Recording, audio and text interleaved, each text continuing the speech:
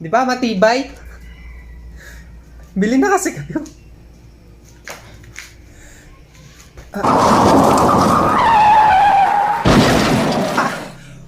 Tulong! Uy, mga pre, tulungan natin to. Uy, iho, nasaktan ka ba? Ako, nasaktan. Oo, iho. Tangina, hindi ah. Ha? Anong hindi? Ang sarap nga eh. Mamaya pupunta ako sa gitna ng kalsada, magpapabangga ulit ako. Ay, grabe. Ang sarap kasi. Ay, grabe may aksidente. Utoy, okay ka lang ba? Ako? Oo, Toy. Oo naman, okay lang ako. Ikaw, kamusta ka? Ito, Toy, ayos lang naman. Ayos lang. Oo, Toy, okay lang. Talaga? Toy, ano bang nangyari? Kanina sumalpok sa akin yung sasakyan. Binangga ako. Astig kasi ako eh. Ay, grabe, astig. Lodi ka pala, no? Oo. Kita mo yung isa kong paa. Nasa kabilang kanto na. Okay lang ako. Teka, Toy, tatawag ba tayong ambulansya? Tanga, wag ka nang tumawag ng ambulansya. Bakit naman? Okay lang ako. Hihintayin ko lang may mag-abot sa akin nung isa kong paa. Tapos magko-commute na lang ako papuntang ospital. Aba, hindi. Tatawag tayong ambulansya, Toy, ha? Wait lang, tatawag Hindi. tayo. Nakakahiya eh. Nakakahiya sa ambulansya. Baka wala ng gas. Paunahin mo na lang doon. Susunod na lang ako. Ay, pre, tulong! Naubusan na ng dugo to. Guys, nauubos. Sige, pagsigawan mo pa. Ay, Ipagkalat mo. Ayan, kitang-kita na ng karamihan o. Dugun-dugo na. ay, sorry naman. Teka, dihingi tayo ng tulong, Huwag mo ha? nang ipagkalat. Tumawag ka na lang ng ambulansya.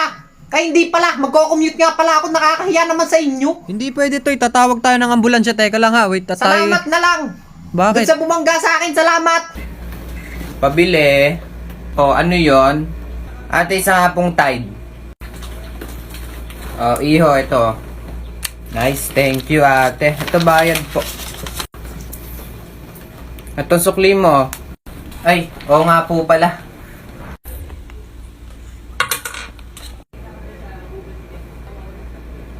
Ate, bastos ka bang putang ina? Ge, pre, stand mo, pre. Dok, Stand mo, pre. Dok. Para ba namang tanga to? Ano ba yun? Dok, may pasyente kasi. Na-aksidente daw yung bata. Yung anak na aksidente, tapos Naglalaro daw yung anak niya, tapos biglang nauntog daw. nauntog. Oo, Dok, nauntog. Oh, sinong tanga? Ina naman kasi, parang tanga. Nag-email yung tao eh. Tapos pag nauntog yung anak nila, dito tatakbo sa ospital. Tatanga-tanga eh.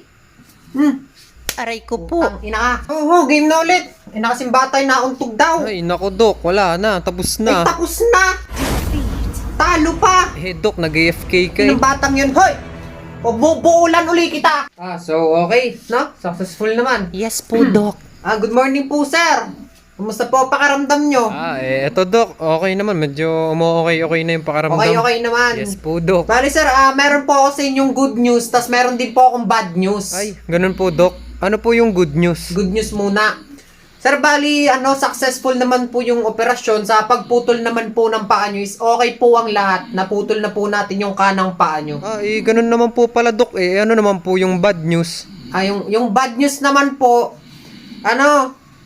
mali po kami nang naputol. Bali, kaliwang paa po pala yung puputulin. Ha? Ano yun, Dok? Bakit naman ganun? Hindi na po pantay yung paa ko niyan. Hindi, pwede naman po natin yung pantayin. Pag naputol po natin yung isang paa, di pantay na ho. Bali bata, konting tiis lang ha. Ito na may hindi masakit.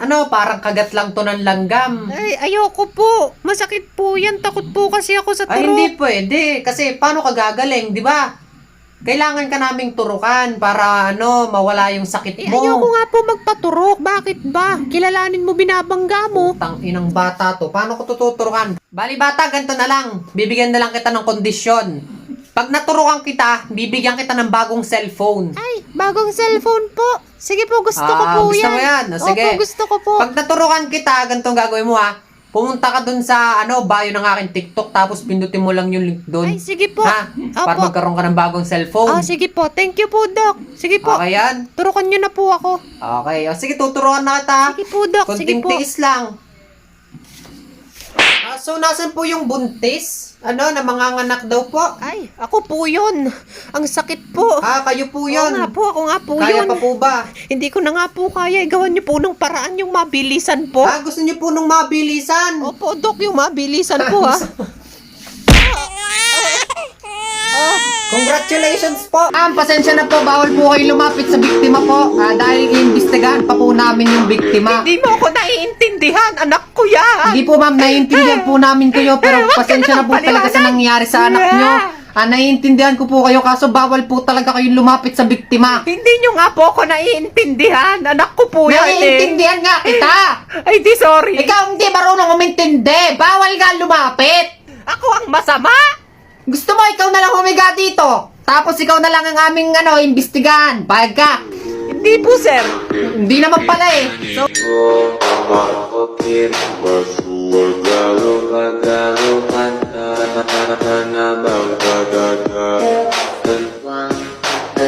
Guys, meron ulit akong i-share sa inyong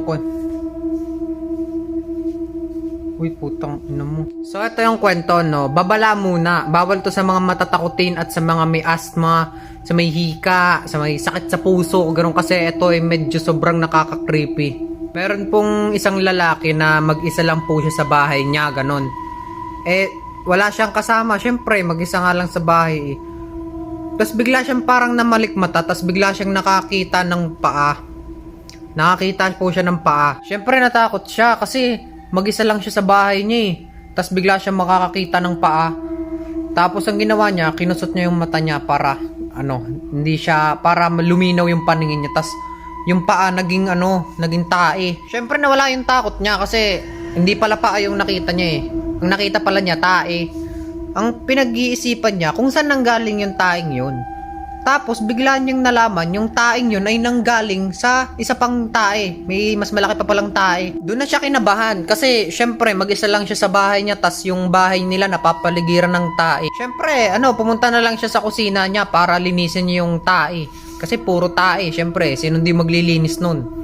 Tas bigla siyang natakot kasi doon sa malayo pa lang parang natanaw niya, parang may nakikita siyang gorilya. Ganun. So, syempre, napa-atras siya kasi may gorilya. Syempre, natakot siya kasi sabi niya, putang inang gorilya to, nagsasalita. Pas natakot din siya kasi na-realize niya, putang ina, saan galing yung gorilya? So, ang ginawa ng lalaki, kinausap niya yung gorilya. Sabi, hoy gorilya, anong kailangan mo? Bakit ka nandito sa bahay na to? Sabi ng gorilya, kailangan ko ng utak. Tapos sabi nung lalaki, tangina ako nga, walang utak. Nagalit yung gorilya kasi binabara siya. Sabi nung gorilya, huhu, haha, putang ina ka. So ang ginawa ni lalaki, tumakbo siya, lumabas siya ng bahay. At ang susunod na nangyari, may pinya. Nung nakita niya yung pinya, binigay niya dun sa gorilya. Tapos nung nabigay na niya sa gorilya, bati na sila. The end. Ang kwentong ito ay pinamagathang Papi. Putang ina. Wala ka na makontent, boy! Alright!